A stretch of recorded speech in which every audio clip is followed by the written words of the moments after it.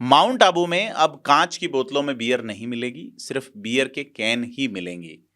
यहाँ आने वाले पर्यटक बियर पीने के बाद जो इको सेंसिटिव जोन में बोतलें फेंक देते हैं, ऐसे में वन्य जीवों को बड़ा नुकसान हो रहा है।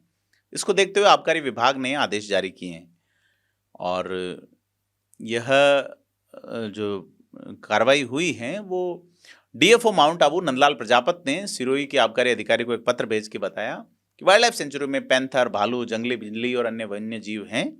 कांच की बोतलों में खाली होने के बाद जब फेंकते हैं इन बोतलों को तो बोतलें टूट जाती हैं और जानवर जो है वो उनसे घायल हो जाते हैं या सड़क पर वाहनों के टायर पंचर होते हैं, ऐसे में हादसे भी होते हैं। तो बड़ी चीज़ ये है कि चट्टानों पे जब बोतलें फोड़ दी जाती है, फूट जाती हैं, तो जीवों के कोमल पंजों में घायल हो जाते हैं।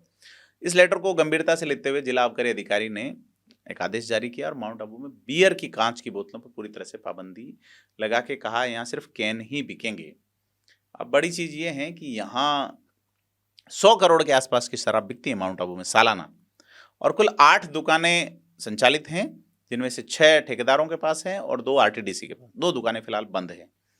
अब बियर के अलावा शराब की बोतलों का क्या होगा, ये अलग बात है, लेकिन एक पहल है। इसको लेके आप क्या सोचते हैं, हमें कमेंट करके बताएं। लेटर आपको लिखा है जी।